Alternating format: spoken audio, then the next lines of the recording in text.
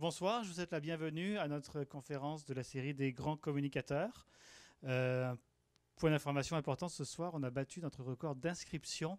On est à peu près, je pense, à 450 personnes qui se sont inscrites, aussi bien dans la salle ou en ligne. Alors, merci de votre fidélité. C'est la personne qui avait battu, on a battu le record de Michel Blanc. Donc, c'est vous dire que c'était déjà la barre était très haut placée. Donc, ce soir, on est vraiment très très heureux. Alors, merci à tous ceux qui se sont inscrits. Merci à toutes les personnes qui sont venues dans la salle nous voir. On a beaucoup de personnes qui nous suivent en ligne ce soir. J'ai entendu parler qu'il y avait des gens de Haïti, Suisse, Mexique qui nous regardent en ce moment. Alors, vraiment, on est très très heureux d'avoir ce succès-là. Merci encore. Ce succès il est aussi grâce à nos partenaires qui soutiennent la toile des communicateurs depuis le début, que ce soit la TELUC qui nous accueille ici dans ses locaux, l'association étudiante de la TELUC qui nous supporte beaucoup aussi, le canal Savoir qui nous appuie en nous diffusant, et bien entendu, je ne le répéterai jamais assez, les gens qui viennent nous voir, et les conférenciers qui depuis, ça fait 12 ans maintenant qu'on fait des grands communicateurs, donc mois après mois viennent présenter un petit peu une facette un petit peu méconnue ou un aspect un petit peu inédit du monde des communications. Il faut savoir que la toile des communicateurs, nous sommes justement une toute petite association de professionnels en communication. On est tous bénévoles pour la toile. Et ce qu'on aime faire un petit peu, c'est en présentant les grands communicateurs, c'est faire un peu une ouverture vers la relève, les jeunes diplômés, les gens qui rentrent sur le marché du travail, leur montrer un petit peu qu'est-ce que c'est de travailler en communication. Si vous voulez en savoir un peu plus sur la toile des communicateurs, moi je vous référerai tout de suite à notre site web, toile.coop. Toutes les informations sont là. On est aussi bien sûr présent sur la majorité des médias sociaux, LinkedIn, Twitter, Facebook, Google+. D'ailleurs, si vous voulez tweeter la conférence de ce soir, le mot-clic, le hashtag, comme disent les Français, G comme G-C-O-M-M-S, donc comme grand communicateur, G-C-O-M-M-S, le mot-clic si vous voulez suivre la conférence ou la communiquer aux autres sur Twitter. Ce soir, la conférence devrait durer à peu près 45 minutes. Il y aura une période de questions après que j'animerai. Vous avez aussi, je pense, eu un petit questionnaire d'évaluation. Prenez le temps de le remplir. En ligne, vous savez aussi, vous pouvez le remplir. Denis vous enverra les informations. Si vous voulez inscrire votre adresse de courriel sur le questionnaire, tout ce qu'on fait avec ça, c'est qu'on vous tiendra au courant des activités de la toile des communicateurs. Le courriel ne part jamais nulle part ailleurs, soyez-en certains. Je vais juste continuer en parlant des conférences à venir pour 2015, des grands communicateurs. On commencera le 28 janvier avec Michel Sullivan qui nous parlera de journalisme et de Twitter et des médias sociaux. Une analyse de l'interaction entre le journalisme et les médias sociaux le 28 janvier. 26 février, Bernard Motulski, qui est titulaire de la chaire de relations publiques et de communication marketing à l'UQAM.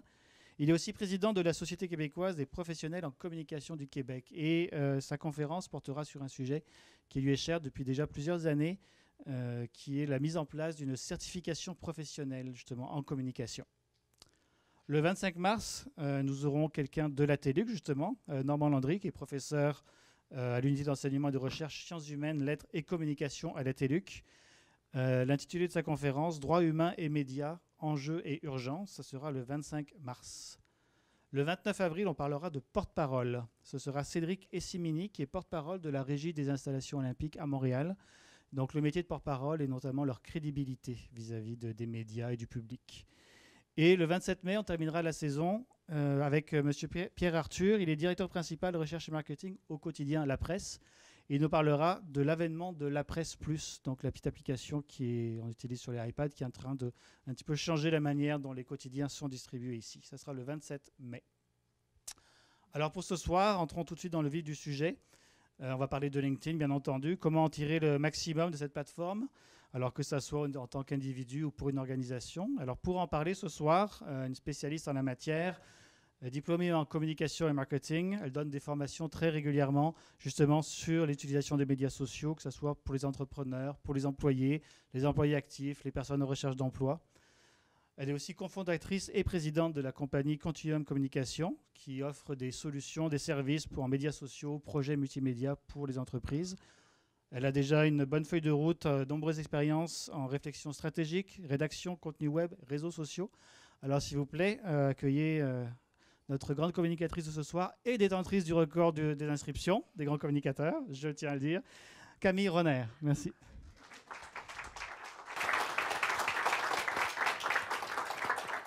Merci, bonsoir, bonsoir à tous. Merci notamment à la TELUC pour cette invitation.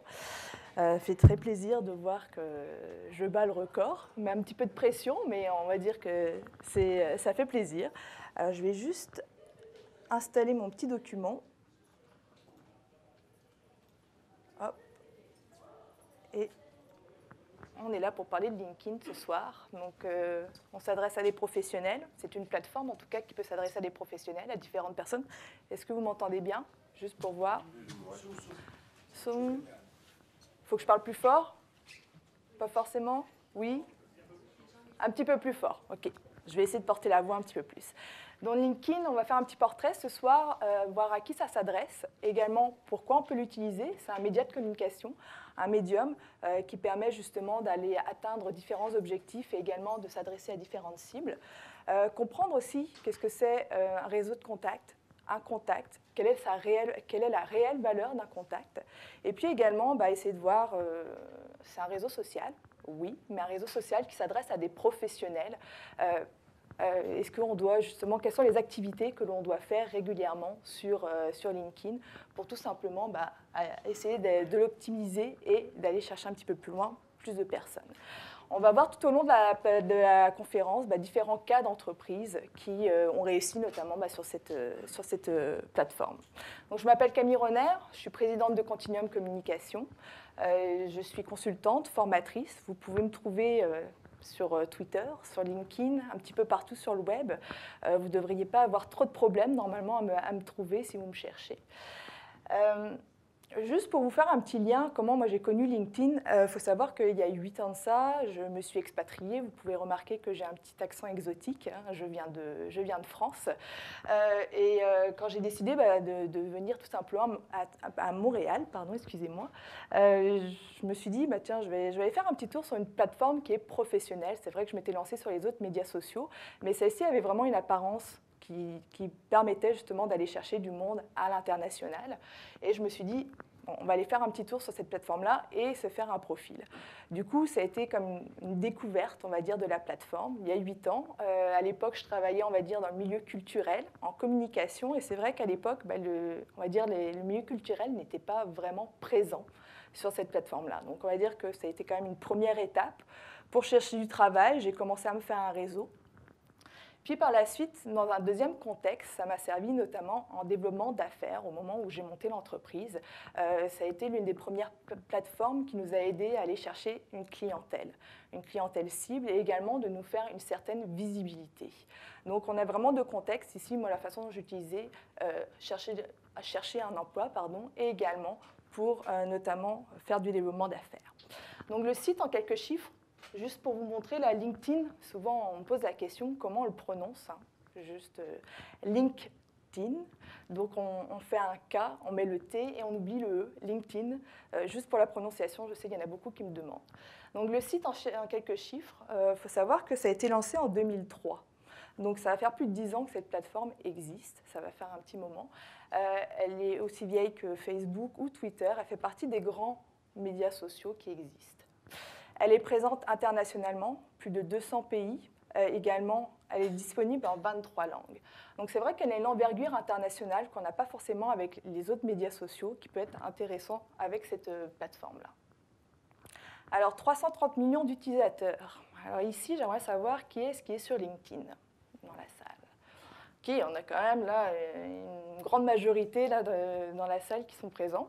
Maintenant, qui est-ce qui se considère comme un utilisateur actif? C'est-à-dire qui va au moins une fois par semaine sur son profil. On baisse un petit peu plus, c'est normal. Donc là, sur 330 millions d'utilisateurs actifs, là, en 2014, on va retrouver à peu près 200 millions d'utilisateurs actifs, donc on baisse. On a cette envergure internationale. C'est vrai que LinkedIn est vraiment présente à travers le monde. On a une très grosse majorité en Amérique, 10 millions au Canada. On va retrouver également en Europe, en Amérique du Sud, et puis en Asie et en Océanie. Donc là, ce sont des chiffres qui sont donnés par LinkedIn, c'est les plus récents, ça a été donné en 2014, mais c'est vrai qu'on a vraiment une très grosse présence au niveau de l'Amérique du Nord. Sur 10 millions au Canada, on va retrouver 1,3 million d'utilisateurs qui sont présents au Québec. Et on va dire sur ces 1,3 million de personnes qui sont présentes au Québec, on va retrouver 700 000 à 800 000 utilisateurs qui vont être sur Montréal. Donc on a vraiment une grosse présence au niveau de la ville. On a des utilisateurs, mais également des groupes. Plus de 1,1 million de groupes, excusez-moi. 4 millions de pages entreprises. C'est vrai que la plateforme s'est de plus en plus ouverte ces dernières années à l'entreprise et leur permettant justement de communiquer à travers cette plateforme. Nombre de visites, 38% qui viennent via mobile. Là, ils ont développé évidemment une application qui permet tout simplement d'accéder à son profil via le mobile et la tablette. Donc là, c'est quelque chose qui a été développé ces dernières années. On va dire qu'ils souhaitent évidemment suivre la tendance avec Facebook, Twitter et permettre tout simplement de suivre son profil via son téléphone. Et puis là, on a un chiffre qui est intéressant aussi. LinkedIn s'est rendu compte qu'il fallait qu'ils attirent de plus en plus des étudiants et des jeunes diplômés. Donc pour eux, ils cherchent de plus en plus à aller chercher ces nouvelles recrues. Donc plus de 30 millions d'étudiants et de jeunes diplômés qui s'en viennent. Il faut savoir que ça va de plus en plus augmenter au fil du temps. Alors, le top 5 des industries, c'est sûr qu'on retrouve plusieurs industries au niveau du Canada qui vont être davantage présentes sur la plateforme. Les finances, manufacturiers, les hautes technologies et également le médical, l'éducation. Donc ça, c'est vraiment les grands secteurs qu'on va retrouver. Et puis, pour les personnes, évidemment, qui recherchent certaines compétences, il faut savoir que LinkedIn, c'était une plateforme qui a été faite au tout début pour aider les recruteurs dans leur travail. Donc, c'était vraiment une plateforme qui était faite pour recruter. Et là, on garde aussi cet esprit de recrutement. On va chercher des compétences, certaines personnes, justement, qui peuvent les avoir. Et les personnes qui sont le plus recherchées, ça va être les informaticiens. Donc là, c'est les personnes les plus prisées, les ingénieurs en informatique, ingénieurs web. On va retrouver aussi toutes les personnes qui vont aider l'entreprise à grandir. Tout simplement les personnes qui peuvent gérer des données, les ressources humaines, également analystes d'entreprise, experts en relations d'affaires et commerce électronique, médias sociaux.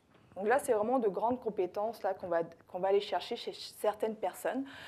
Si vous êtes en informatique, normalement, vous ne devriez pas avoir trop de problèmes à trouver du travail via LinkedIn. On devrait même venir vous chercher facilement. Alors LinkedIn, pour qui, pourquoi? Une des premières choses à qui ça va s'adresser, ça va être pour les PME. Donc les petites, moyennes et grandes entreprises. Et l'un des premiers objectifs, ça va leur permettre de développer leur crédibilité, également leur visibilité et renforcer leur image de marque. Alors, il y a plusieurs outils sur LinkedIn qui permettent justement d'atteindre ce style d'objectif. Une des premières choses, ça va être le profil. Quand vous avez une entreprise, vous avez des employés qui sont présents sur la plateforme. Sachez que chaque employé représente votre marque. Donc, c'est important, évidemment, de regarder comment ils sont présentés, comment ils présentent l'entreprise sur LinkedIn au niveau de leur profil. Et toujours leur demander, évidemment, de mettre à jour régulièrement leur profil en lien avec l'entreprise. S'il y a des nouveaux projets qui ont été faits, qu'ils le mettent sur leur profil. Ça permet notamment, quand un employé met à jour son profil, de tout simplement prévenir son réseau à lui. N'oubliez pas que lui, il a son réseau qui est présent sur la plateforme. Donc, on va avoir une visibilité qui va être faite avec les employés qui sont vos premiers ambassadeurs de marque pour parler de l'entreprise. On va avoir la page entreprise. Donc là, c'est une interface qui est spécialement conçue pour présenter une entreprise. Alors, vous pouvez choisir que votre page entreprise soit simple, c'est-à-dire qu'il y ait juste les coordonnées. On va présenter la mission de l'entreprise. On va pouvoir, ici, vous voyez, on peut retrouver les employés qui sont rattachés en fait à l'entreprise sur LinkedIn. Et on va avoir aussi la possibilité de retrouver des abonnés, c'est-à-dire des personnes qui peuvent suivre votre page. Cette page-là, elle est de type simple, on va dire, mais il y a possibilité de mettre du contenu sur une page entreprise. Donc, vous pouvez décider de mettre du contenu régulier, constant. Ça va être du style des publications. Oh, là, je me suis trompée. Donc, des publications qui vont permettre aux gens de pouvoir les suivre, de pouvoir regarder votre contenu et aussi, tout simplement, de pouvoir l'aimer, le commenter et le partager. Le partage, c'est ce qui va être plus fort, c'est ce qu'on va rechercher aussi, faire en sorte qu'eux puissent le partager à leur réseau et d'avoir une plus grande visibilité. Ici, j'ai pris l'exemple de Hewlett Packard, je l'ai trouvé quand même assez intéressant. Plus d'1 million d'abonnés au niveau de leur page entreprise, et notamment une très grosse visibilité au niveau de leurs employés, plus de 265 000 employés qui sont présents sur la plateforme. Autant dire que pour eux, ça leur fait vraiment une certaine visibilité, sachant que chaque employé va parler de l'entreprise. Donc Hewlett Packard, ici, ils sont très présents, et la page entreprise leur permet tout simplement d'avoir une visibilité supplémentaire. La deuxième chose, avec LinkedIn, ça va permettre de faire la promotion de vos produits ou des services de l'entreprise.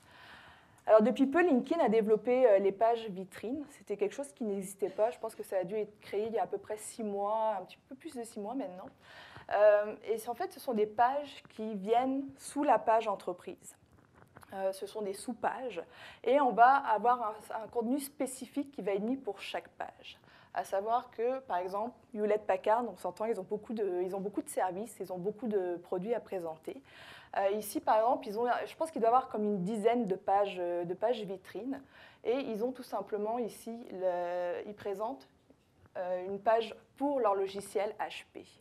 Donc, les gens vont pouvoir suivre cette page vitrine spécifiquement et avoir un service adapté. Ils vont recevoir un contenu s'ils sont devant. Ils vont pouvoir lire le contenu qui va être en lien avec leur logiciel et par rapport au secteur qui va être adapté à ce qu'ils veulent lire. Encore une autre page vitrine qui a été présentée par LinkedIn. Toujours HP, Hewlett Packard. Donc là, on a quelque chose en sécurité.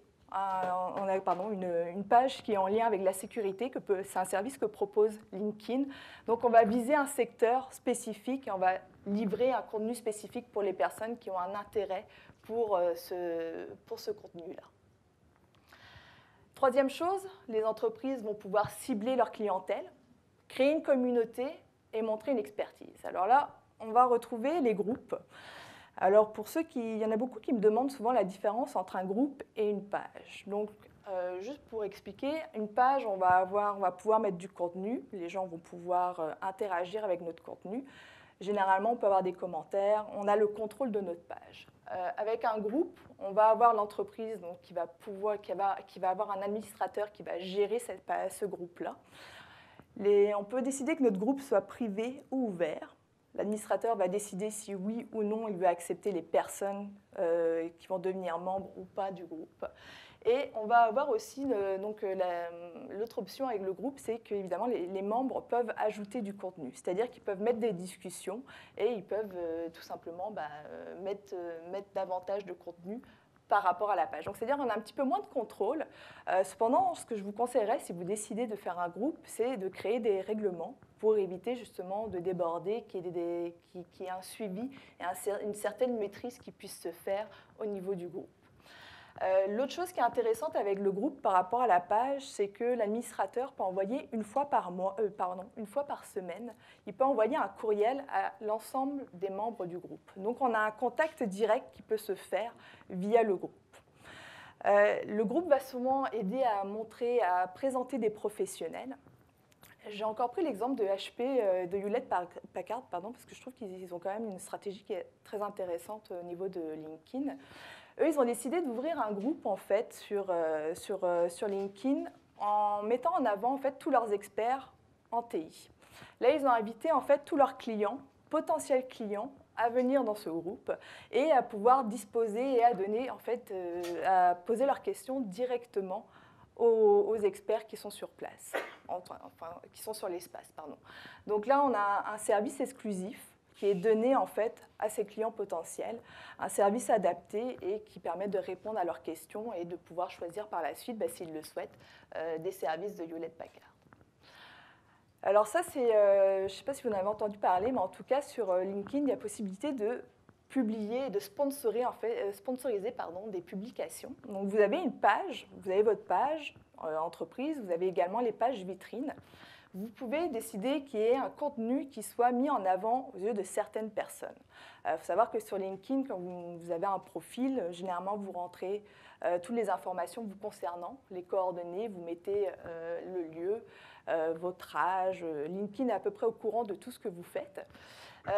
Et par rapport à ça, en fait, les campagnes vont vous permettre de cibler et de mettre en avant votre contenu. Alors c'est important, par contre, évidemment, de réfléchir à votre contenu avant de le sponsoriser. Savoir qu'évidemment, vous devez payer pour que ce soit mis en avant et pour le cibler. C'est donc important, pensez au bon contenu, à qui vous adressez et quels sont vos objectifs également en réfléchissant à votre objectif à atteindre. Pardon. Alors vous devez augmenter, ça peut permettre d'augmenter des interactions, c'est-à-dire aller chercher un maximum de j'aime, de commentaires et puis également de... J'ai comme un trou, excusez-moi. Vous m'avez mis trop la pression là, avec les 440 personnes, là. Excusez-moi. Donc, une certaine augmentation au niveau des interactions et puis également un accroissement au niveau de followers pour la page entreprise. Donc, c'est quelque chose, évidemment, qui peut aider à cibler davantage sa communauté sur sa page entreprise. Les PME, toujours recruter du personnel, c'est comme quelque chose qui peut vraiment vous aider au niveau des outils, à savoir qu'ils ont vraiment fait plusieurs outils pour aider l'entreprise à recruter les bonnes personnes, de nouveaux talents, à savoir que vous avez une page carrière. Alors ça, la page carrière, c'est quelque chose qui est de plus en plus en vogue, on va dire. C'est quelque chose qui n'est pas forcément non plus abordable pour tout le monde. C'est à peu près 10 000 $ l'année pour avoir sa page carrière. Vous pouvez donc, sur cette page carrière, elle est à l'intérieur de votre page entreprise. Et il faut savoir que vous pouvez mettre, on va retrouver toutes les annonces qui sont en lien avec les postes disponibles dans l'entreprise. On va également avoir toutes les informations en lien avec l'entreprise, sa culture, ses valeurs. On va pouvoir fédérer, retrouver les employés, on peut retrouver leurs commentaires, qu'est-ce qu'ils pensent de l'entreprise. Donc on a vraiment toute une alimentation qui est là pour mettre en avant l'esprit et la valeur de l'entreprise. Donc ça, c'est un premier outil pour le recrutement. Deuxième outil qui existe, ce sont les annonces. Alors les annonces, c'est ce qu'on appelle les slot jobs. C'est des annonces qui proposent des postes qui vont apparaître dans l'espace carrière. Il faut savoir qu'il y a un espace carrière qui est disponible sur LinkedIn. Ça, ces annonces-là, elles vont apparaître à cet endroit-là, quand une personne va faire une recherche. Puis, elles vont également apparaître auprès des candidats passifs. Alors, ce que j'appelle les candidats passifs, ça va être peut-être des personnes comme moi qui ne recherchent pas actuellement de travail, mais j'ai toujours, moi, des annonces qui vont sur mon profil et qui s'adressent à moi. Donc là, on va titiller un petit peu des personnes qui ne sont pas forcément en recherche active de travail, mais qui pourraient être intéressées par la suite à venir postuler pour l'entreprise. Puis on a possibilité aussi d'avoir un compte premium. Donc là, le compte premium, on va avoir un petit peu plus d'options en fait sur notre compte. Donc on va avoir des options supplémentaires qui vont aider tout simplement à avoir davantage de recherches, un maximum de résultats et peut-être d'aller chercher notamment de plus en plus de candidats et notamment des candidats plus recherchés. Donc on va avoir une meilleure efficacité, un gain de temps. C'est vrai que pour les recruteurs, les personnes qui travaillent en ressources humaines, le compte premium, c'est quelque chose qui peut être un outil qui va permettre de gagner du temps. Juste pour vous donner une idée, le forfait, ça va de 49 $ par mois à 700 $ par mois. Donc on a vraiment une grosse différence selon les options qu'on veut choisir. Mais pour gagner du temps, pour les personnes, en tout cas pour les entreprises qui veulent améliorer leur recrutement, ça peut être intéressant de se doter de ce style d'outils. L'autre chose, LinkedIn va permettre d'instaurer une culture d'entreprise. Ça peut servir de communication, d'outils de communication interne. Alors ici, par exemple, Vidéotron, ils ont décidé de créer un groupe qui va être tout simplement qui va regrouper, rassembler leurs employés actuels et également leurs employés qui étaient auparavant dans l'entreprise. Donc là, on a un espace qui permet d'échanger, de garder encore le contrôle sur ce qui se dit au niveau de l'entreprise et également tout simplement de regarder qu'est-ce qu'on peut dire encore sur l'entreprise et comment on peut s'ajuster avec ses employés actuels. Dans un autre cas, c'est vrai que les groupes peuvent aussi servir à faire des projets collaboratifs, à savoir qu'on peut avoir des employés qui peuvent être à différents endroits. On peut leur créer un groupe privé et ils peuvent par la suite, eux, travailler à distance en échangeant des documents, en parlant, en discutant également à travers ce groupe et tout simplement de pouvoir discuter et d'avancer sur leur projet. Donc là, c'est un style d'outil qui peut permettre justement de fédérer et de mettre en avant sa culture d'entreprise. LinkedIn va s'adresser aussi à des entrepreneurs, des profils en développement d'affaires, profils qui veulent faire de la vente, des directeurs en vente. C'est important là, d'être présent sur LinkedIn. On a un gros réseau, on peut se faire des contacts. N'hésitez pas, vous savez que vous pouvez développer un réseau de clients justement ou même de partenaires. Puis là, ça va passer encore par une activité. On peut aller sur des groupes. Il y a beaucoup de réseaux, de groupes, mais également d'autres outils qui peuvent aider à aller sur LinkedIn. Et j'ai vraiment... excusez-moi, là, je suis en perte de mes moyens, mais ça va aller, je vais me reprendre. J'ai eu une dure journée, mais c'est pas grave, ça n'excuse rien. Donc, on va avoir un outil qui va être proposé par LinkedIn pour aider à la vente, notamment, qui s'appelle Sell+. Puis ça, c'est encore un outil qui va aider, qui va être payant, évidemment, mais qui va aider à avoir davantage de recherche, à également avoir davantage de contacts. On va avoir des suggestions de prospects qui va être fait par LinkedIn. Donc ça, c'est encore un outil qui va aider, on va dire, c'est une équipe qui est en vente à tout simplement aller chercher davantage de connexions et de recherche. Donc ça, c'est un outil que propose LinkedIn. Puis encore pour aller chercher des idées en développement d'affaires, peut-être aller chercher des investisseurs, on cherche à tout simplement agrandir notre équipe ou notre entreprise. On peut en effet toujours se balader sur les groupes, aller regarder qu'est-ce qui se fait. On a des groupes qui sont vraiment spécialisés, qui montrent une certaine expertise et qui nous permettent justement de tout simplement rentrer en contact avec différentes personnes ou en tout cas des experts spécialisés dans un domaine. Ici, un groupe fusion et acquisition d'entreprises au Québec. On va retrouver ici des experts qui vont être spécialisés dans la fusion et l'acquisition d'achats d'entreprises. Donc, si moi, je souhaite développer mon entreprise, peut-être en racheter une, je vais peut-être être intéressée d'aller dans ce style de groupe pour finalement aller poser des questions ou en tout cas retrouver aussi des personnes, des investisseurs qui pourraient être intéressés de participer à mon projet. Dans un autre contexte, je souhaite faire de l'exportation. On va peut-être m'aider dans certains groupes spécialisés en lien avec l'exportation. Je vais aller m'adresser à des experts. Peut-être qu'ils vont pouvoir m'offrir des contacts qui sont déjà en Afrique si je souhaite développer, on va dire, mon entreprise là-bas. Et tout simplement, peut-être qu'ils vont me donner des contacts, mais également pouvoir me renseigner, me conseiller sur ce qu'on peut faire au niveau de l'exportation et trouver des bonnes solutions.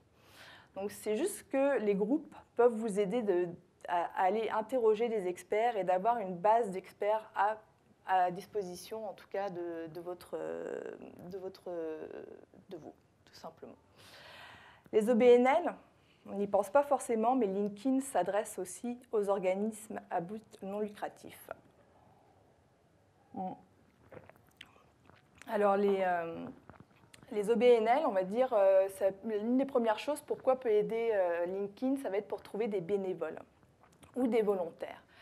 Ils ont créé dernièrement une place qui s'appelle LinkedIn pour les organismes à but non lucratif. Et là, on va retrouver des annonces de personnes, de volontaires qui veulent justement travailler soit dans l'humanitaire ou dans d'autres secteurs en lien avec les organisations à but non lucratif. Et de même, LinkedIn va proposer de poster des annonces aux OBNL pour chercher justement des personnes qui veulent travailler là-dedans. Autre chose, et ça on n'y pense pas forcément, c'est que LinkedIn peut aider les OBNL à trouver de nouveaux membres au niveau de leur conseil d'administration. Alors souvent, on essaie d'avoir un conseil d'administration qui va être varié, qui va être étendu, qui va être différent.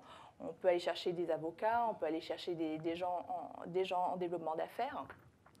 Et là, on peut passer soit par sa page, on peut également décider de passer par un groupe, on peut décider de passer par une annonce, ou même de passer directement par le réseau de ses employés, ou même de la direction. Souvent, la direction, elle peut être présente sur LinkedIn et elle peut avoir tout simplement la possibilité d'avoir des contacts qui pourraient être intéressés de venir sur notre conseil d'administration. Alors l'autre chose aussi, LinkedIn a décidé de développer son réseau et notamment de s'adresser de plus en plus aux écoles. Donc c'est autant des universités, des cégeps que d'autres écoles qui sont à travers le monde et aussi aux étudiants. Donc là, ils donnent une meilleure visibilité aux écoles. Ils leur ont dédié, on va dire, un espace, notamment avec un classement qui est fait directement sur LinkedIn, qu'on peut retrouver, qu'on n'avait pas forcément avant. Et puis, on a également l'université McGill, par exemple, je vous donne un exemple, mais le style de page qu'ils ont développé par rapport à une entreprise qu'on va retrouver sur l'université. On va avoir, par exemple, les personnalités qui sont passées à travers l'école, les recommandations qui ont été données par des élèves que l'on peut mettre en avant, qu'est-ce qu'ils pensent du campus, qu'est-ce qu'ils pensent également des professeurs. Puis on va regarder aussi par où sont passés les élèves et où est-ce qu'ils s'en vont. Donc là, on se retrouve vraiment avec une fiche complète. Si moi, je souhaite me diriger dans le marketing, peut-être que cette université-là ne va pas forcément s'adresser à moi. Puis ils ont développé aussi tout un nouveau guide pour les étudiants.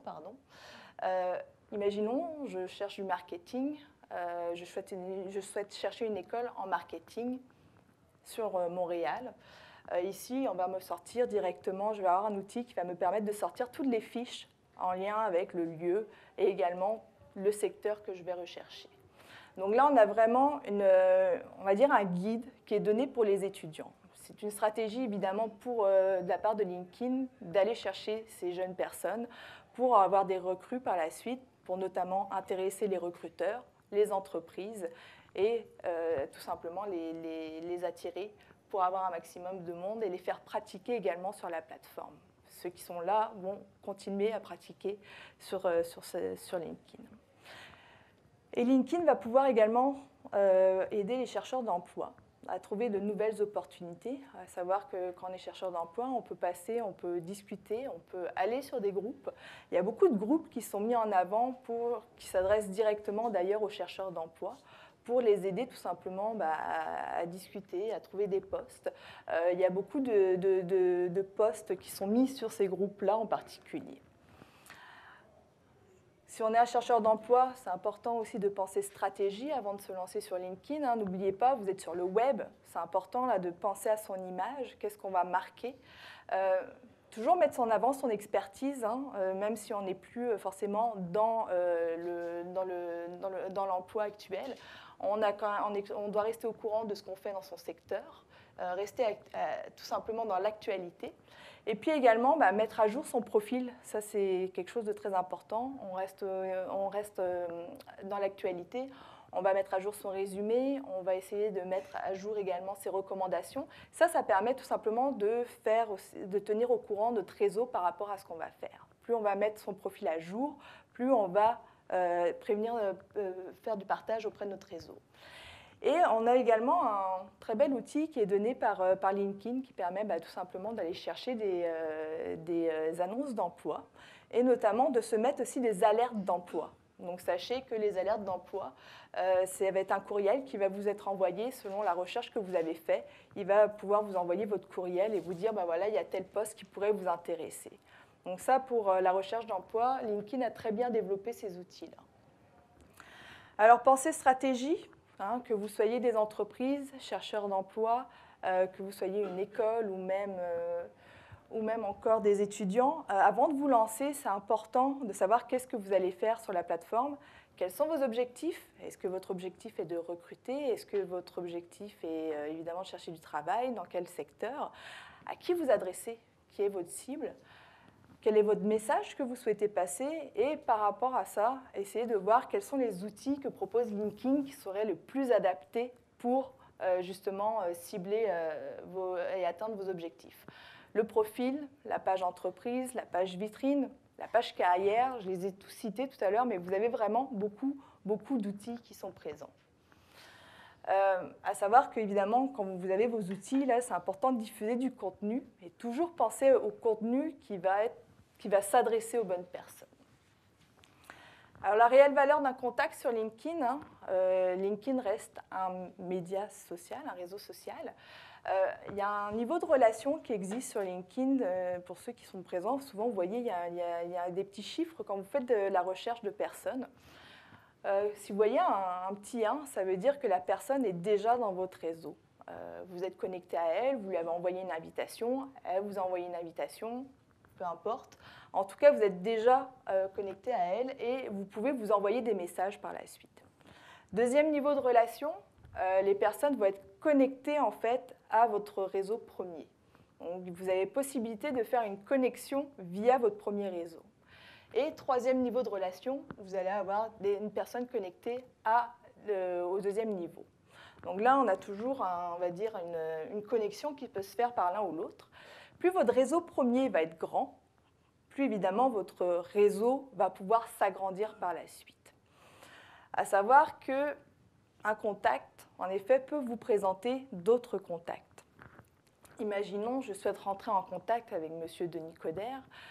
Peut-être qu'il pourrait avoir besoin de services en stratégie et en médias sociaux.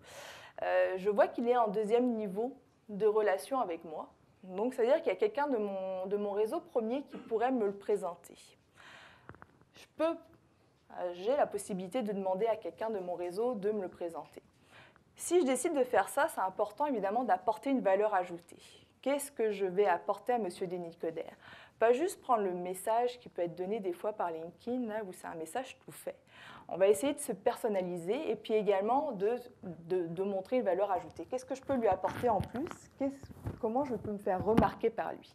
De même, si je demande à la personne qui me met en relation avec elle, qu'est-ce que je vais lui apporter à elle ? Pourquoi elle ferait ça ? Pourquoi elle me référerait ? Donc toujours essayer de personnaliser et d'apporter une valeur ajoutée aux deux personnes. Donc c'est sûr qu'un contact, ça peut nous apporter des opportunités en recrutement. Imaginons, j'ai quelqu'un dans mon réseau premier qui travaille dans le web. Peut-être qu'il va pouvoir me présenter des personnes qui travaillent dans ce secteur-là et me mettre en connexion avec eux. Développement d'affaires, j'ai des clients, j'ai une base de données qui est déjà là. Je suis en contact avec eux sur LinkedIn. Peut-être qu'ils vont pouvoir me mettre en contact, eux, avec leurs clients ou en tout cas avec leurs partenaires d'affaires. Si je décide de faire des investissements, de même, je vais peut-être pouvoir avoir des entreprises ou des personnes qui vont être intéressées pour me mettre en contact avec leur réseau. Et si je cherche un nouveau poste, peut-être que j'étais en relation avec un ancien collègue, j'ai quelqu'un qui travaillait avec moi, qui travaille dans une nouvelle entreprise, je peux très bien aussi lui demander de me présenter à la personne de sa nouvelle entreprise. Donc c'est important de garder des bonnes relations, d'essayer d'entretenir ces contacts et puis finalement de toujours avoir cette présence et de toujours parler en tout cas de ce qu'on fait et de rester en contact avec ces personnes-là. Miser sur un réseau de qualité, c'est une des premières choses que je vous conseillerais plutôt que de la quantité. La qualité va être beaucoup plus importante, même si oui, la quantité peut aider. C'est important d'avoir un réseau qui va vous permettre d'aller plus loin et en tout cas de vous adresser aux bonnes personnes. Ça va vous permettre d'être plus efficace, de gagner du temps et puis également d'éviter des éléments de perturbation. Quand je parle d'éléments de perturbation, quand vous êtes sur un réseau social, on le sait, il y a souvent des choses qui viennent autour de nous, qui peuvent vite fait nous perturber. J'ai souvent cette question, est-ce que je dois accepter toutes les invitations sur LinkedIn ? Alors ça, vous le savez vous-même, là, pour la plupart, vous êtes sur LinkedIn, vous devez certainement recevoir des invitations de personnes que vous ne connaissez pas. Je vous dirais, c'est important d'aller regarder le profil de la personne. Est-ce que ça vaudrait la peine pour vous de vous mettre en contact avec elle ? Moi, je vais toujours regarder le profil de la personne. Si je vois que il peut y avoir un intérêt à court, moyen ou long terme, je vais tout simplement peut-être je vais accepter son invitation, pardon. Par contre, ce que je vais faire, c'est que je vais éviter qu'elle m'oublie, parce que souvent, il y a des personnes qui se servent de LinkedIn, puis qui ont oublié qu'ils vous ont envoyé une invitation, parce qu'ils ne savent pas forcément s'en servir. Donc, essayez de vous mettre en avant, vous acceptez l'invitation, par contre, vous lui écrivez directement à cette personne. Merci pour votre invitation, en quoi puis-je vous aider? Essayez de prendre les initiatives et de ne pas laisser passer tout simplement ces petites choses. C'est des petits messages qui peuvent faire la différence. Mais juste prendre l'opportunité d'écrire à la personne et tout simplement vous faire remarquer par elle. Si je prends l'exemple de Bill Gates, je ne le connais pas personnellement, mais s'il décidait de m'envoyer une invitation, sûrement que je dirais oui, étant donné, je sais que c'est un grand influenceur, je sais qu'il connaît beaucoup de personnes. Ça pourrait être intéressant pour moi de rentrer en contact avec ce type de profil. Un réseau social dit professionnel, LinkedIn, mais ça reste un réseau social. Donc vous devez faire beaucoup de choses pour que ce soit, on va dire, effectif et efficace. Vous devez être actif. C'est important de mettre du contenu régulièrement. Vous pouvez mettre des images, vous pouvez mettre des infographies, vous pouvez mettre des vidéos de votre secteur. C'est important là, de diversifier, mais pensez à mettre du contenu régulièrement. Ça, vous pouvez le faire à travers votre page d'accueil. Montrez que vous êtes présent dans votre secteur. Essayez de montrer votre présence également via les groupes. Participez aux discussions. Vous pouvez mettre des commentaires, vous pouvez participer à ces discussions-là, mais vous pouvez également créer des discussions. Donc c'est important de montrer votre expertise et de vous mettre en avant à travers ces groupes. Et puis également d'interagir avec votre communauté, ça c'est important. On l'a vu, ça, vous pouvez mettre des informations, mais imaginons que vous avez un ancien collègue ou même un de vos clients qui marque sur LinkedIn qu'il a eu un nouveau prix. Je vais essayer de le féliciter et de rester en contact avec lui, lui montrer que je suis présent et toujours me mettre en avant par rapport à ces personnes-là. Donc ça permet vraiment d'avoir un œil sur son réseau et de voir quelles sont les activités, les actualités qui se passent dans mon réseau premier. C'est un réseau sur lequel il faut être régulier, c'est important. C'est un magnifique outil de recherche, la LinkedIn. Hein. Ça peut complètement remplacer un annuaire ou en tout cas Google. Vous pourrez rechercher des personnes à travers le moteur de recherche, à savoir que vous pouvez chercher par mots-clés, vous pouvez chercher avec le nom de l'entreprise, vous pouvez chercher également si c'est une personne spécifique, vous pouvez mettre son nom. LinkedIn va vous sortir généralement si c'est un profil, si c'est une page entreprise, puis vous pouvez par la suite un petit peu plus axer votre recherche, à savoir si vous souhaitez que les personnes soient sur Montréal, si vous souhaitez que ce soit des entreprises qui soient également dans un secteur particulier. Donc il y a vraiment un moteur de recherche qui est très poussé. Et puis également, essayez d'observer ceux qui vous observent. Hein, on le sait, sur LinkedIn, vous pouvez voir les 5 dernières personnes qui sont venues voir votre profil, pour ceux qui le savent. Vous pouvez voir combien de fois votre profil a été vu. Et puis également, vous pouvez voir comment les personnes vous ont trouvé en tapant certains mots-clés. Donc ça, c'est à travers ces statistiques-là, vous pouvez voir un petit peu est-ce que vous êtes recherché, est-ce que vous devriez optimiser davantage votre profil et aller un petit peu plus loin. De même, les personnes que vous allez voir, qui sont venues voir aussi votre profil, n'hésitez pas à aller aussi de l'avant vers elles pour communiquer avec elles. Peut-être qu'elles sont venues vous voir, mais peut-être qu'en allant communiquer avec elles, en essayant de vous connecter, vous allez pouvoir les aider davantage. Je sais qu'il y a des personnes qui n'aiment pas forcément qu'on les retrace sur LinkedIn, qui ne veulent pas qu'on les voit, donc vous avez possibilité, parmi vos paramètres de confidentialité, de vous mettre en anonyme. C'est-à-dire qu'on va juste voir que vous êtes une personne qui fait des conférences sur Internet, ou bien que vous êtes complètement anonyme. Hein. Vous avez 2 possibilités. Si vous décidez de faire ça, vous n'aurez plus du tout de statistiques par rapport à votre profil. Donc c'est un choix, mais je sais qu'il y a des dirigeants d'affaires, des personnes en ressources humaines qui n'aiment pas forcément être retracées sur LinkedIn et qui veulent juste observer ou espionner. Donc c'est un choix à faire par la suite.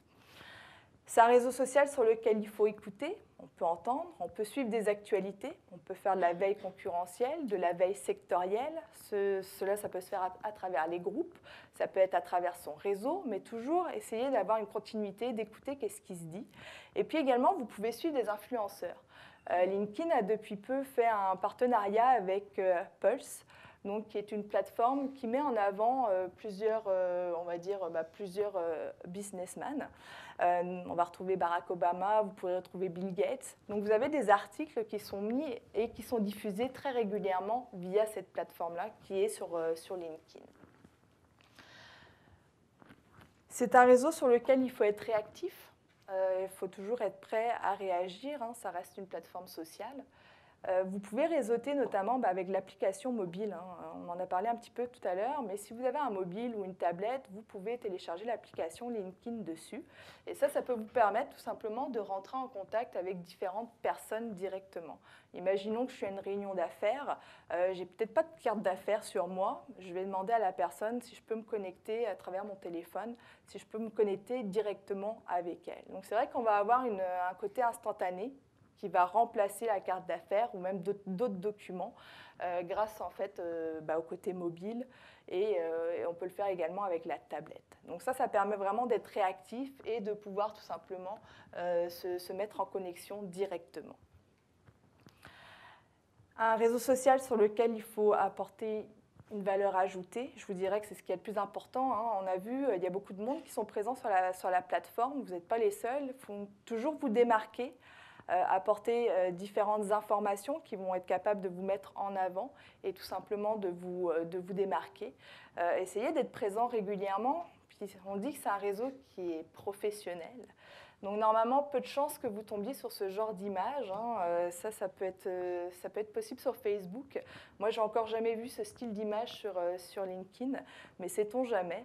Mais sachez que ça reste vraiment un réseau professionnel sur lequel on doit parler, évidemment, avoir une certaine rigueur et avoir une certaine soutenue.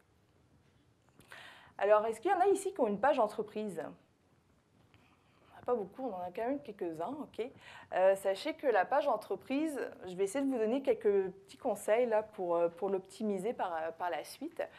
Donc, une page entreprise, là, c'est important d'apporter des phrases courtes, des titres courts, on pense journalistique, on essaie d'avoir du punch en tout cas.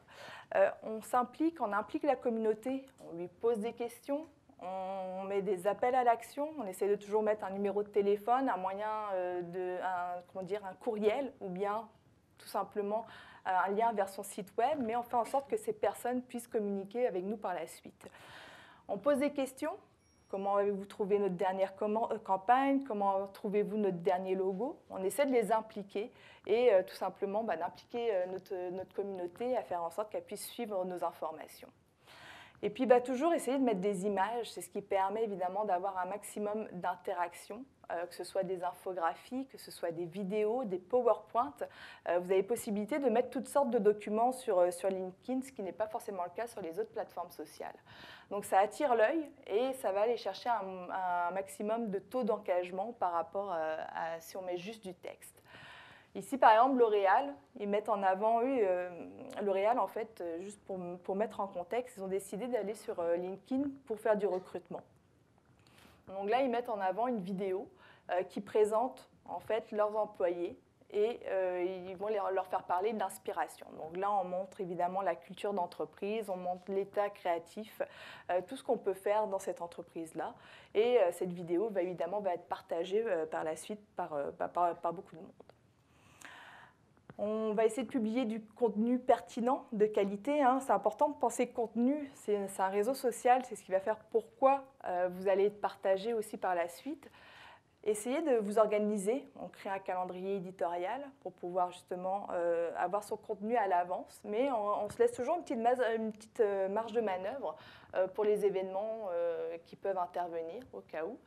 On engage la conversation. C'est-à-dire que s'il y a des gens qui nous mettent des commentaires, on ne va pas juste laisser passer le commentaire, on va tout simplement lui répondre et essayer d'échanger un maximum et de lui donner davantage d'informations. On contrôle ces statistiques. Pareil, LinkedIn, ils ont un module de statistiques pour la page entreprise qui est plutôt bien faite. Vous pouvez savoir d'où viennent les personnes qui vous suivent, d'où ils viennent, quel métier ils font. Si par exemple je m'adresse à des propriétaires, Je vois ici que je suis à 5,9%, c'est des personnes qui me suivent, sont des propriétaires. Peut-être que je vais devoir réajuster mon contenu pour m'adresser à ces personnes-là. Donc c'est important, évidemment, d'avoir votre contenu, d'analyser et également d'être capable de lire vos statistiques pour vous réajuster. Et puis faire de la publicité, ça peut être quelque chose qui peut aider également pour aller chercher une communauté, cibler exactement les personnes à qui vous voulez vous adresser. Alors là, j'ai quelques exemples d'entreprises en fait, qui se sont lancées sur LinkedIn. On va avoir R3D Conseil. Donc R3D Conseil, c'est une firme de consultants qui donne des conseils en TI. Et ils ont également une succursale qui s'appelle Telsolcom. Donc eux, ils ont décidé d'aller sur LinkedIn pour faire du recrutement. Ils ont un style de candidat, évidemment, qu'ils recherchaient, des développeurs, Microsoft, chargés de projet TI. Comme je vous l'ai dit, là, les personnes en informatique, c'est vraiment les plus recherchées. Hein. On a encore l'exemple ici pour la plupart des entreprises. Eux, ils ont décidé donc de créer une page LinkedIn. Ils ont une page pour chaque succursale, une pour R3D Conseil et puis une autre également pour Telsolcom. Ils vont mettre en avant sur ces pages-là tous les postes qu'ils mettent à disposition au niveau de l'entreprise. Donc, pour les chercheurs d'emploi, c'est toujours pertinent d'aller suivre également les pages entreprises parce que finalement, pour certains, il y en a qui n'ont pas forcément les moyens de se prendre la page carrière, mais ils peuvent mettre directement leur poste aussi sur la page entreprise. Ça permet aussi de se tenir au courant de ce qui se passe et d'avoir des opportunités d'emploi. Ils ont également des forfaits, des comptes premium.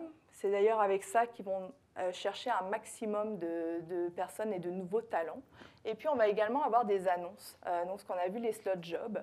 Eux, par rapport à tous les outils qu'ils utilisent au niveau du recrutement, ils ont vu que c'était à peu près le 5 à 10% du recrutement qu'ils allaient chercher sur la plateforme. Ils utilisent évidemment d'autres plateformes là, pour aller recruter, mais ils trouvaient que LinkedIn était quand même pratique pour aller chercher justement un certain style de candidats, notamment ceux qu'on a cités avant, donc qui sont en informatique, qui sont spécialisés dans ce domaine. La Banque nationale du Canada, alors eux, ils avaient une problématique, c'est-à-dire qu'ils ont du monde qui les suivent sur leur page LinkedIn, et ils souhaitaient un petit peu plus avoir d'interaction avec leur communauté, donc ils souhaitaient augmenter leur taux d'engagement. Et puis, ils souhaitaient aussi se différencier par rapport à la concurrence. À savoir qu'en s'entend, il y a beaucoup de banques. On essaie d'avoir une image qui va nous permettre de nous démarquer un petit peu des autres. Donc, ils ont une page LinkedIn, ils ont également des pages vitrines, et ils ont décidé donc de mettre en avant un certain type de contenu. Donc là, ils ont fait appel aux publications sponsorisées. Par contre, ce qu'ils ont fait, c'est qu'ils ont vraiment pensé à leur contenu qu'ils allaient sponsoriser. À savoir qu'ici, on a par exemple c'est une publication qui est en lien avec des dons. Donc là, Banque nationale parle justement de ces activités qu'elle peut faire avec la Fondation du cancer. Elle montre une image citoyenne, une entreprise qui s'implique auprès des citoyens. Ici, on a encore une autre activité qui va être en lien avec le musée des Beaux-Arts. On montre une entreprise encore qui s'implique au niveau culturel et qui va aider l'entreprise, en tout cas le Musée national des Beaux-Arts, à aller un petit peu plus loin. On va avoir un maximum d'impressions, hein, c'est ce que va aider en fait, les publications sponsorisées. Ça va aider à avoir beaucoup plus d'engagement au niveau de notre contenu, également d'avoir plus de clics et d'avoir une augmentation au niveau du nombre de personnes qui vont venir suivre notre page. Si jamais ça vous intéresse d'ailleurs d'avoir le lien de l'étude de cas entière, là, vous pouvez aller faire un tour sur le lien. À savoir que la plateforme, la présentation va se retrouver par la suite, vous allez la recevoir par courriel pour les personnes qui sont inscrites. Ici, là, ils avaient vraiment un objectif qui était de montrer une image d'entreprise citoyenne. Donc, ils ont mis en avant ce contenu-là qu'ils avaient créé auparavant pour justement montrer cette image-là. L'Oréal, entreprise multinationale qui vend des cosmétiques, eux, ils ont décidé d'aller sur LinkedIn pour notamment faire du recrutement et puis également pour renforcer leur image de marque. Ils ont également été chercher des candidats spécifiques, à savoir des jeunes, des professionnels et des débutants qui sont soit dans le domaine de la recherche, des logiciels et également de la finance. Ils ont développé différentes sortes d'outils. Ils ont leur page LinkedIn, une page carrière qui leur permet de mettre en avant toutes les valeurs de l'entreprise et puis également de mettre en avant toute l'éthique, tout l'état créatif que peut avoir cette entreprise. On s'entend, dans l'innovation, c'est une des premières. On essaie d'attirer les candidats et de se mettre en avant. Ils ont des pages vitrines. Ils ont également, leur équipe est dotée de comptes premium là, au niveau des ressources humaines. Et ils ont également ce groupe qui est assez intéressant, à savoir qu'ils ont créé un groupe en lien avec la carrière pour les personnes qui veulent travailler dans l'innovation et dans la recherche sur L'Oréal. Donc là, on retrouve ici différents employés qui travaillent déjà dans l'entreprise et ils vont aller chercher des personnes qui sont intéressées par évidemment le sujet de recherche et d'innovation qui vont leur permettre de discuter et d'être intégrés dans ce groupe-là. Et ils vont avoir par la suite cette base de données de personnes qui vont pouvoir tout simplement solliciter par la suite. Et puis on a les comptes premium, les publicités. Vous pouvez aller regarder la vidéo aussi de cette personne qui parle des ressources humaines au niveau de l'entreprise. Elle trouvait que l'ensemble de ces outils sur LinkedIn, ça permettait tout simplement d'avoir un recrutement beaucoup plus efficace, plus rapide. Donc ça, c'est plusieurs outils mis en place qui ont permis justement d'aller chercher ces nouveaux talents et notamment de recruter plus efficacement. Alors là, je vous donne quelques outils pour la fin. Pour faire des infographies, j'en ai parlé, souvent on cherche des images à mettre. On l'a vu, les images, c'est quelque chose d'important, notamment pour aller chercher un maximum de taux d'engagement. Faire des infographies, vous avez Easily, Pictocart et puis également Infogrames. Donc ça permet de créer des infographies gratuitement grâce à des applications en ligne. Vous pouvez également gérer votre profil LinkedIn via avec deux applications, donc Buffer puis également HotSuite. Donc ça, c'est des applications qui vous permettent de gérer plusieurs médias sociaux, notamment si vous avez une page entreprise puis un profil, vous pouvez la gérer depuis la même place. Et puis également pour héberger vos présentations, eh bien, vous avez SlideShare. Donc SlideShare, c'est un outil, une plateforme sociale qui vous permet de mettre en avant vos présentations. Et puis, vous pouvez tout simplement vous connecter. Ils sont en collaboration avec LinkedIn. Et vous pouvez mettre vos présentations, PowerPoint, PDF, tous documents, différents formats. Donc, vous pouvez me trouver un petit peu partout sur le web, ça j'ai déjà dit. Et puis, si vous avez des questions, je suis à disposition pour vous pour la suite. Merci beaucoup.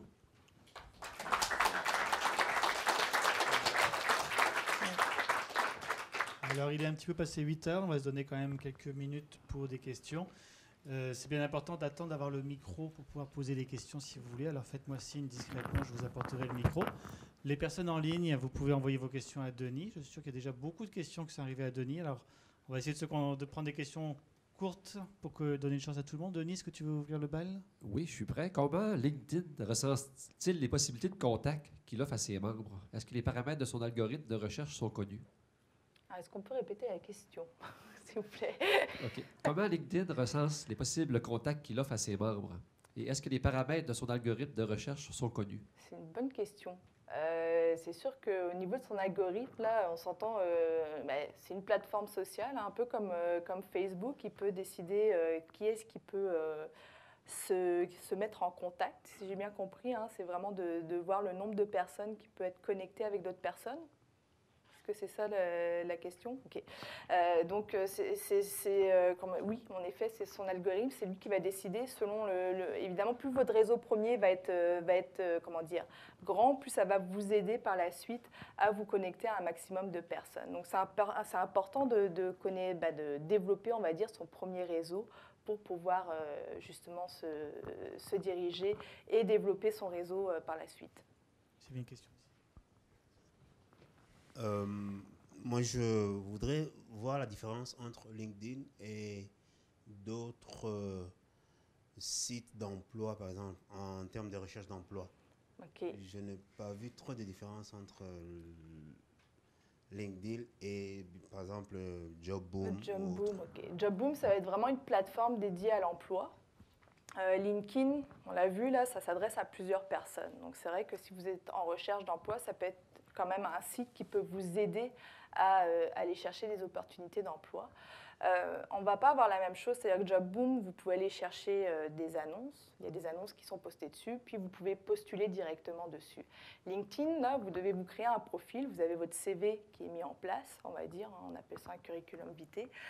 Puis vous pouvez intervenir, c'est-à-dire que c'est vraiment un réseau social qui vous demande, on va dire, une activité quotidienne quasiment. Si vous voulez vraiment réussir sur cette plateforme-là, c'est important d'y aller, je vous dirais, au moins 10 minutes tous les matins, 15 minutes. Regardez qu'est-ce qui se passe au niveau de votre réseau, regardez les annonces d'emploi qui sont sorties, et puis également peut-être aller à travers les groupes, regarder, faire de la veille, regarder les différentes annonces qui sont mises dans les groupes, ou même intervenir et montrer votre expertise. Donc on a vraiment comment dire, ça va être une plateforme complémentaire, par exemple, à JobBoom.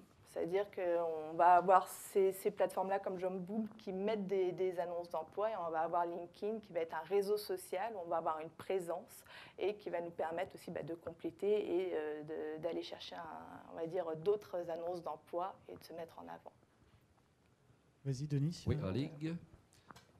On voit parfois le terme Lyon chez certains utilisateurs. Qu'est-ce que ça signifie? Lyon? Lyon. Oui. Ça vous dit quelque chose? Non. Non? Non. Par contre, oui, ça va être pour ceux qui ont un compte premium, en fait, qui sont mis en avant et qui prennent... J'ai déjà vu ça, c'est vrai que oui, ça va être pour les comptes premium, ça va être c'est une mise en avant, en fait, pour les experts absolus, on va dire, et qui ont une très grande utilisation. C'est encore moi? Mon Dieu, je suis chanceux.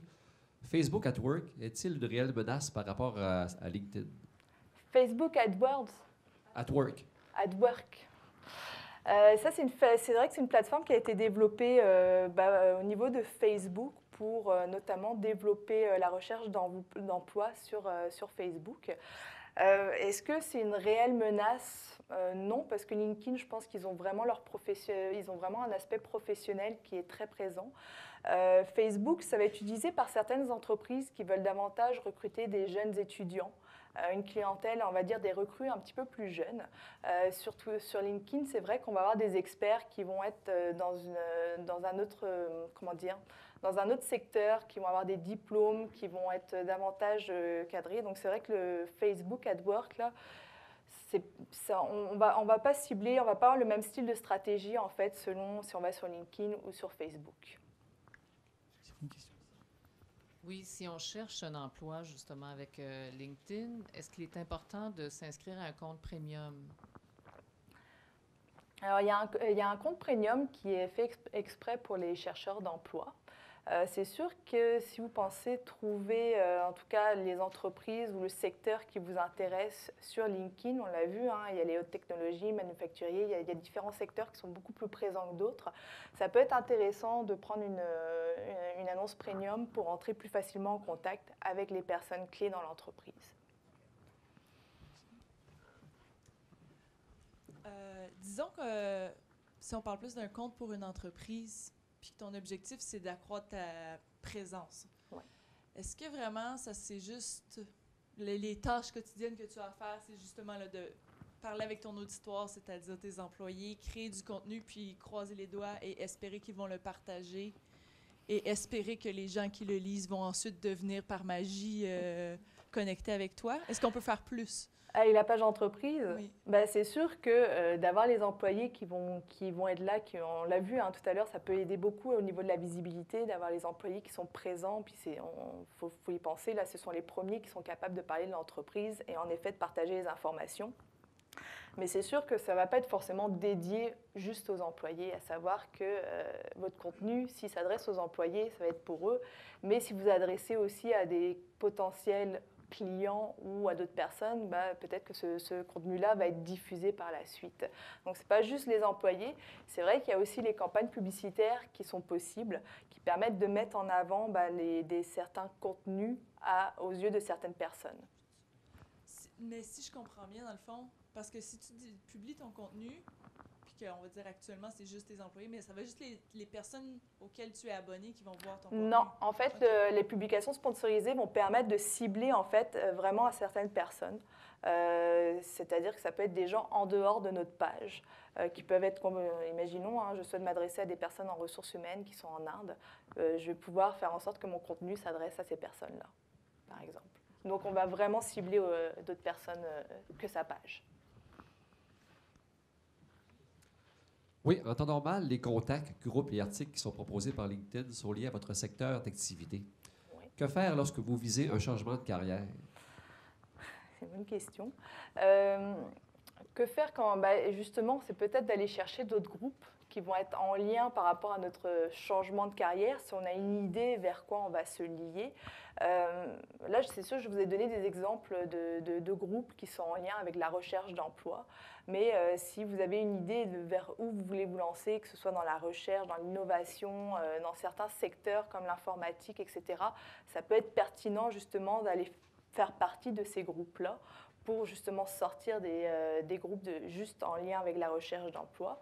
Et puis également, comme je vous l'ai dit, suivre les entreprises qui vous intéressent. Ça peut aider également de se mettre en avant, de regarder s'il y a des postes qui sont disponibles justement dans ces entreprises-là. Et puis pouvoir répondre et puis tout simplement faire une veille, regarder qu'est-ce qui se passe au niveau des disponibilités. Donc, je voulais savoir aussi, parce que en tant que travailleur autonome, indépendant, parce que là, vous vous adressez surtout en fait aux grosses entreprises, ouais. Mais est-ce qu'il y a des groupes particuliers intéressants et aussi parce que ça demande quand même un travail de faire ça, ouais. De tenir un calendrier, de mettre à jour, de faire les réponses. Est-ce qu'on peut le faire soi-même? Vous pouvez le faire vous-même. Je sais que oui, travailleur autonome, c'est vrai qu'on est seul. Là, on a comment dire, on n'a pas forcément le temps de tout faire, mais c'est souvent le début aussi quand on développe une entreprise. On est multitâche, on va dire.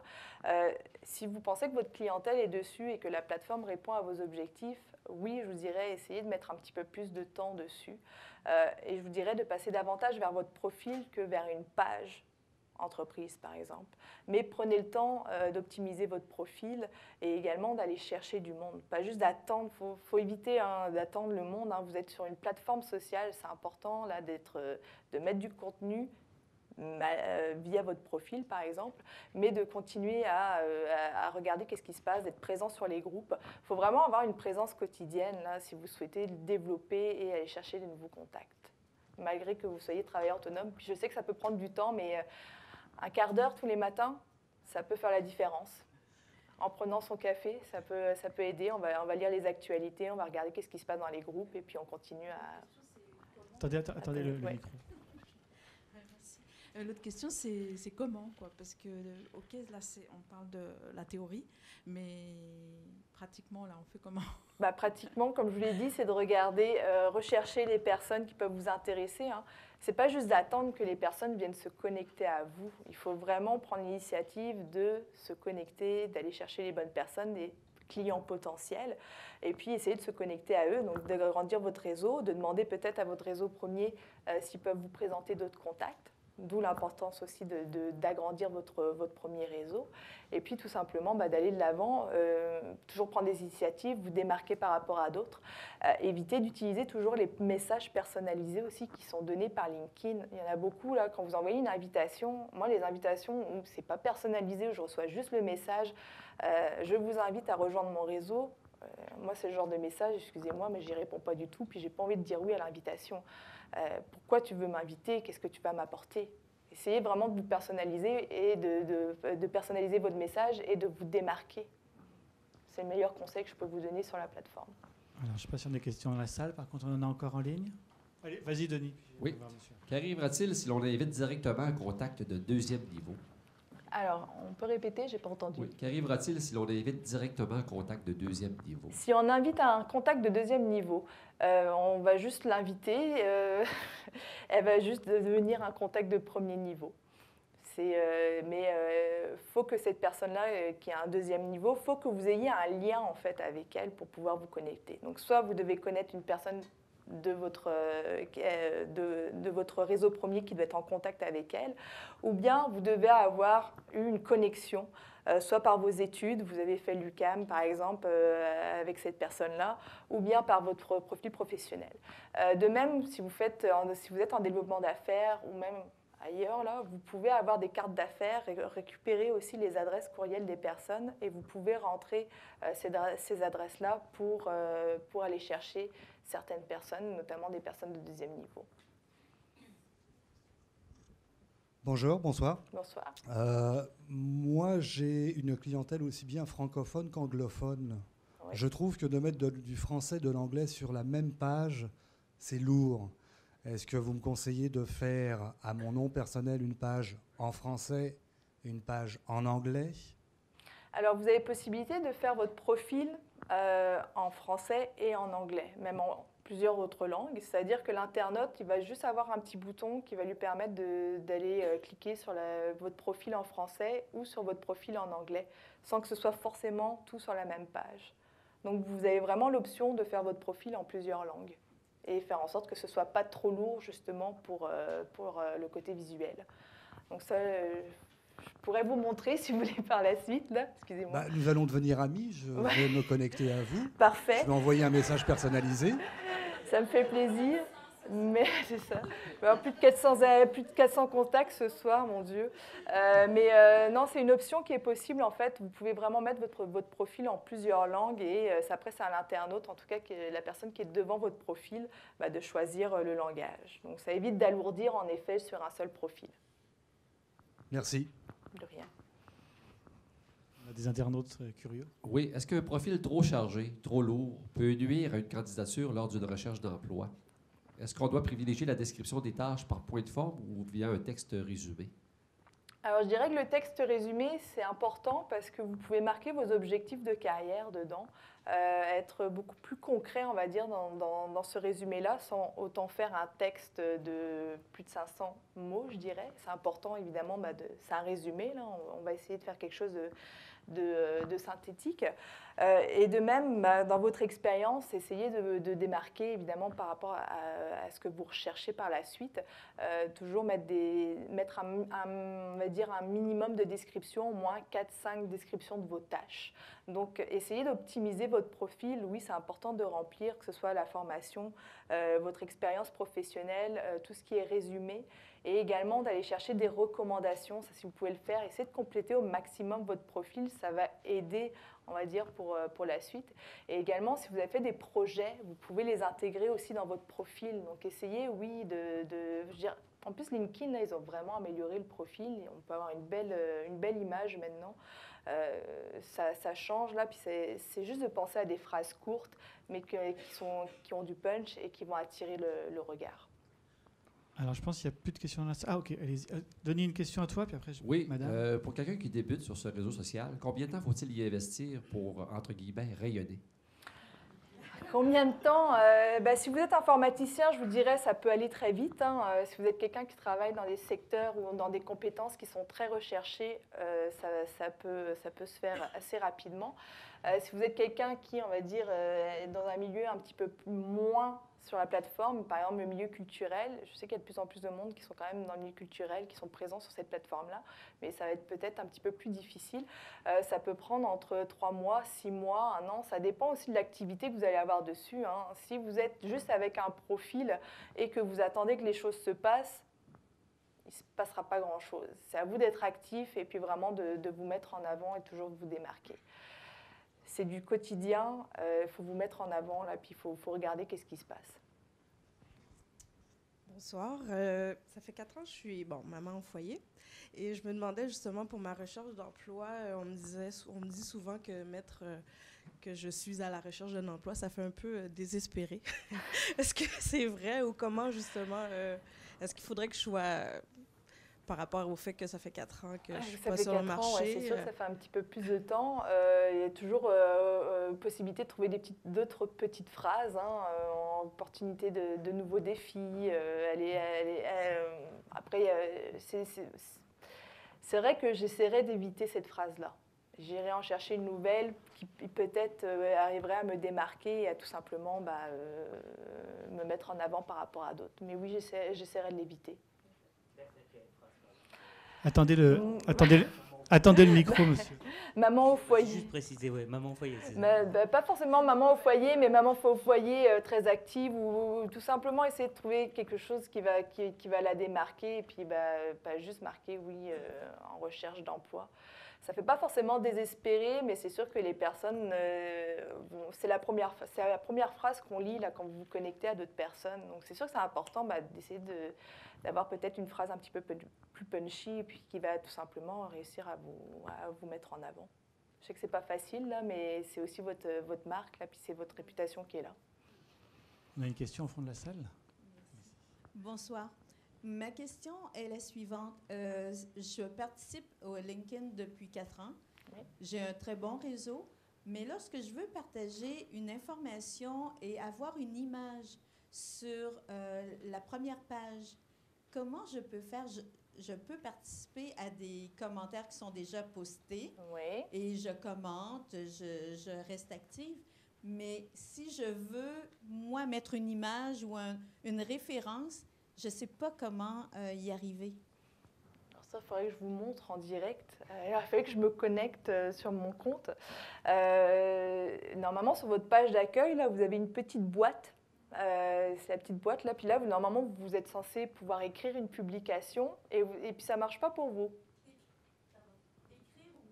Et vous n'avez pas une petite épingle à côté sur la petite boîte qui vous permet d'attacher une image, en fait? C'est vrai que la petite épingle, elle n'est pas très voyante, mais vous l'avez en fait sur la droite, vraiment sur la fin de votre petite boîte. Vous allez retrouver les épingles, une petite épingle qui va être là.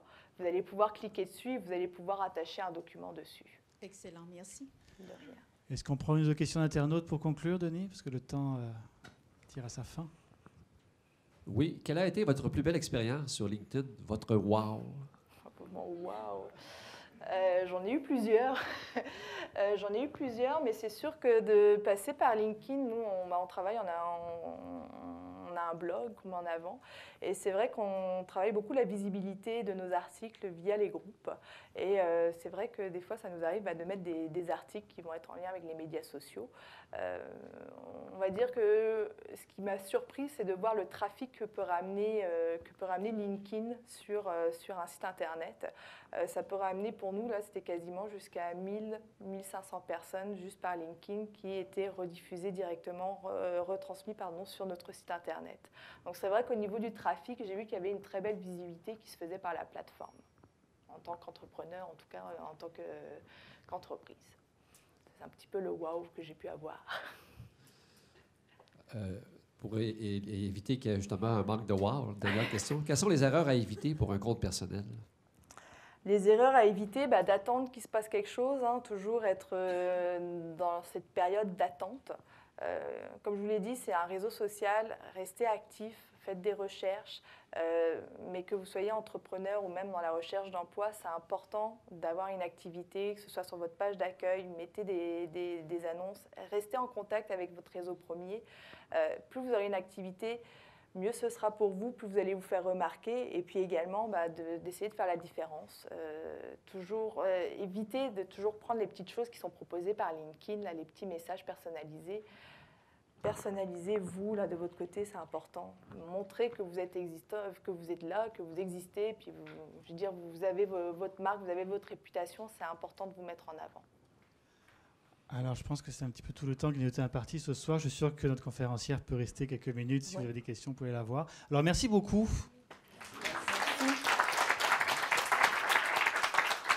Merci beaucoup.